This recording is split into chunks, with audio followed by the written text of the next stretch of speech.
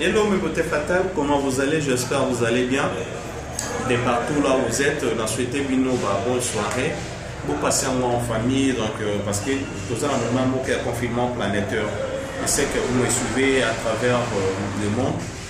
Donc, aujourd'hui, c'est votre astuce beauté. Et ça présenté par votre humble serviteur à Saint-Jafar, le cosmétologue le plus expérimenté. Le lot au solani, au solo et à ma fête de société.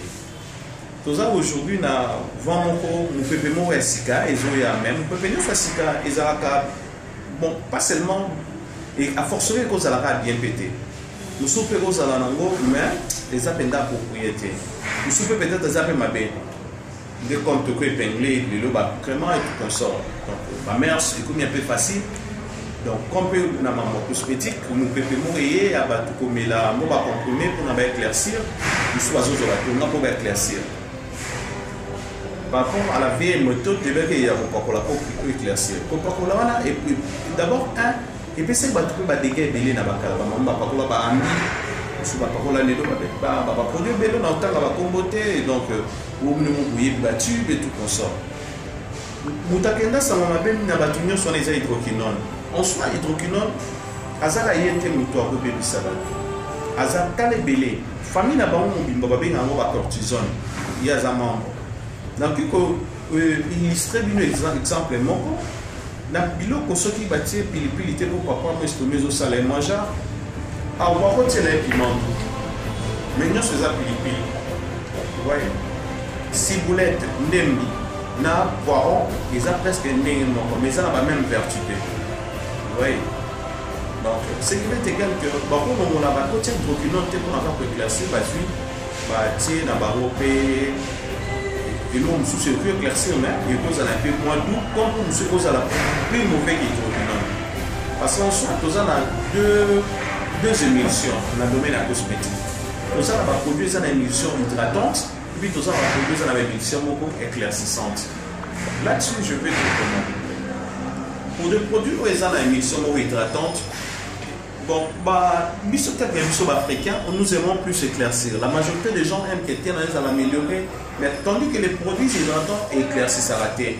Ça permet seulement de permettre à qu'on ait un peu humide et puis ça vous matin vous propre pour les autres la bilamba. Vous voyez la preuve quand vous lavez vos habits, vous leur prenez comme c'est ça l'hydratation. Mais non.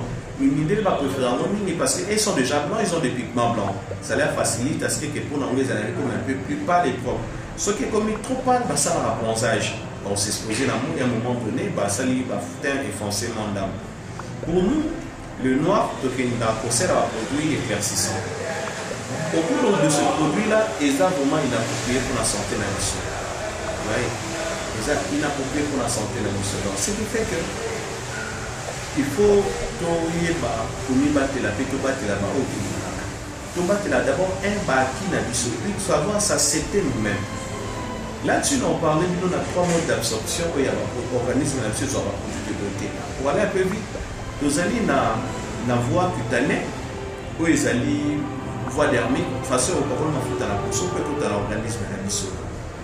Nous allons dans voie orale où ils allaient communiquer comprimé éclaircissant par exemple ça, ils ont la vitamine E, d'autres vont comme mélange. Mais ça, c'est pas nocif à la santé, mais une utilisation abusive de ça, ça peut être grave. Vous allez dans le monde, il y a voie intraveinée, il y a une injection, il y a un bêta-tomate directement. Beaucoup de gens voient ça comme un moyen rapide d'éclaircir. Oui, ils ont un moyen rapide d'éclaircir, c'est ce qui est vrai. Mais nous savons les humains, sur la salle des logos, on a maintenu toujours noir. Parce qu'on dit chasser les naturels, il revient au galop. Pour éclaircir les logos, nous sommes les cas, soit pour garder carbone, pourtant les acquis fait beaucoup, les acquis qui font presque. Dans le domaine de la cinématographie, il y a un effet spéciaux. Donc les acquis ne perdent pas en air. Donc, à un moment donné, il faut rejoindre un mandat de la série. Et là, on dit que nous avons pas plus. Mais on a tous les trois là, on a tous là pour que bon va vous déterminer quoi pesa bien pour la santé dans votre pesa mabé. Dans épingle là tu vois oral, oral les alliés que on met la comprimé éclaircissant. Donc ce qui fait que on met comprimé éclaircissant. Comprimé éclaircissant on met là et vous permettre à ce que les s'améliorer d'eux-mêmes. Quand on met dit à vous écoute son organisme maintenant la question est celle-ci. Est-ce que ingrédients dans la qualité comprimé on a et que un organisme et que ça compatible ce qu'on appelle en français un organisme ce qui est sa compatibilité par un ailleurs et au du super produit à la tête d'un an après d'un an au risque de problème il y a insuffisance rénale ou autre chose mais vous voyez que mais là produit il y a 3 ans passés pour éclaircir des insuffisance rénale de ulcère de l'estomac ou soit telle ou telle maladie on ne sait pas.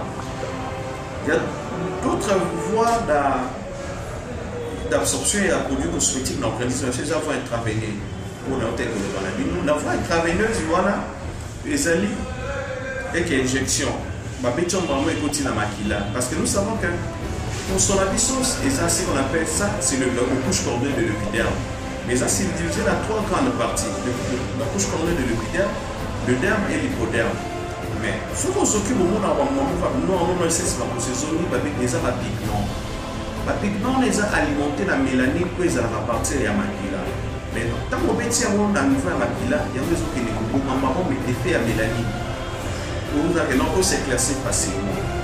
Est-ce que la question maintenant reste à savoir organisme et vous allez compatible dans l'argent des anakati parce que nous avons à savoir que nous autres ils sont censés lutter contre toute agression de l'extérieur. Les lots ça y bien après 5 ans ça peut vous poser des ennuis. Dieu merci, aujourd'hui je parle avec une maman.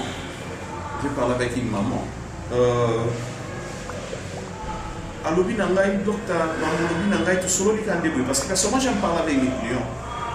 Alobi nangai j'ai une amie à Telaka Azoka Tonga. Après quelques années à Wasuko Subate et comme il y a des potos soignés qui besoin d'une insuffisance rénale.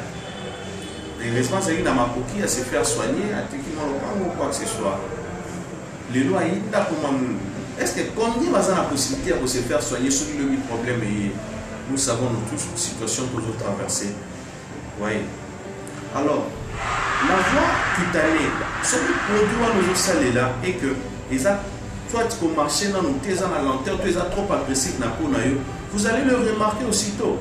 Obligatoire pour être informé cosméto et puis le cosméto a stabilisé le processus où vous en en cours.